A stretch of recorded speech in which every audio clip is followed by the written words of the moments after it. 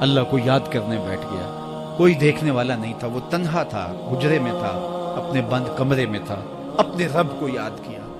اللہ کی یاد کرتے کرتے اس کی آنکھوں سے آنسو ٹپکنے لگے، اس کی آنکھیں آنسوؤں کا خراج دینے لگی. تو میرے اور آپ کے آقا و مولا نے فرمایا کہ یہ آنسو اتنے قیمتی ہیں، ان آنسوؤں کے بدلے میں قیامت کے دن اسے عرش الہی کا سایہ نصیب ہوگا. عرش الہی کا سایہ اسے نصیب ہوگا ان آنسوؤں کے بدلے میں. رومی علیہ رحمہ فرماتے ہیں جہاں پانی گرتا ہے وہاں سبزہ اگتا ہے، جہاں آنسو گرتے ہیں وہاں رحمت اترتی ہے. تو اس لیے جو اللہ کی یاد میں رونے کا لطف ہے اور اللہ کی یاد میں آنسو بہانے کا اجر اور صلہ رکھا گیا ہے، یہ گناہوں کو دھو ڈالتا ہے، یہ اندر کی صفائی اور ستھرائی کا سبب اور ذریعہ ہے. میرے اور آپ کے آقا مولا نے فرمایا راتوں کی تنہائیوں میں اٹھ کے قرآن پڑھا کرو اور قرآن پڑھتے ہوئے رویا کرو.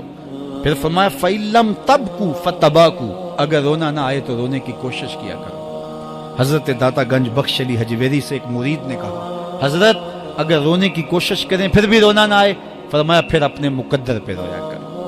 تم اتنے سنگ دل ہو گئے ہو کہ تمہاری آنکھیں آنسوں کا خراج نہیں دیتی. جو رونا نہیں جانتا وہ اللہ کی رحمتوں کو اور اللہ کی کرم نوازیوں کو کیسے سمیٹ پائے گا. بچہ روتا ہے تو ماں دودھ دیتی ہے. جب بندہ اللہ کے حضور الہاؤ زاری کرتا ہے، عجز کرتا ہے، انکساری کرتا ہے تو اللہ کی رحمتوں کو جوش آتا ہے اور اللہ تعالیٰ کی رحمتیں اس پہ برستی ہیں اور اس کے نہ صرف گناہ معاف ہوتے ہیں بلکہ اللہ تعالیٰ اس کے گناہوں کو بدل کے نیکیوں میں تبدیل کر دیتا ہے. ایک فقیر تھا، ملنگ درویش، اللہ کا بندہ.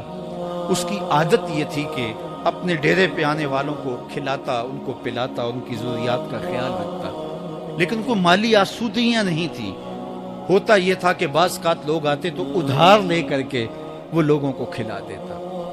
خیر چونکہ فقیر کا مزاج یہ ہوتا ہے کہ لوگ آئیں اس کے ڈیرے سے کھائیں. بابا بولے شاہ نے بھی کہا تھا نا اٹ کھڑک کے دکڑ بجے تتا ہووے چلا، آن فقیر کھا جاون راضی ہووے بلا.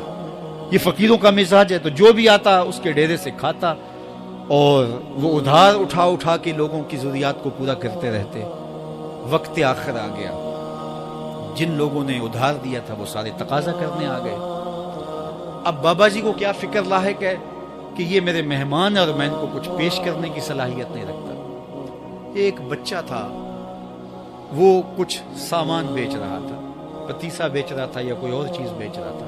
اس نے گلی سے گزرتے ہوئے آواز لگائی، خادم کو کہے سے بلا کے لاؤ. کہا تم بیچ رہے ہو تو میرے مہمانوں کو کھلا دو.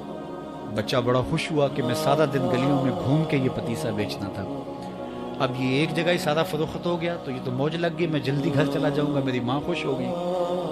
تو سارا ان مہمانوں کو کھلا دیا گیا اور اس کے بعد کہا بابا جی پیسے.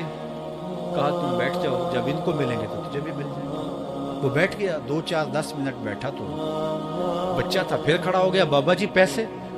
کہا جب ان کو ملیں گے تو تجھے بھی مل جائیں گے. پھر آدھا گھنٹہ گزرا تو پھر اس نے کہا بابا جی پیسے، میری ماں میرا انتظار کر رہی ہے، ہمارے گھر کا چولہا اسی سے جلتا ہے، میں یہ پیسے لے کر جاؤں گا اور میری ماں کوئی ہنڈیا خریدے گی اور ہم شام کا گھر کا کوئی سلسلہ کریں گے.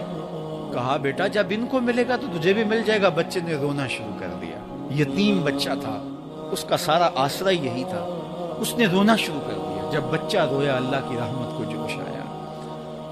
کوئی مرید نذرانہ لے کے ان بزرگوں کے پاس آ گیا اور اشرفیوں کی بھری ہوئی تھیلی پیش کی.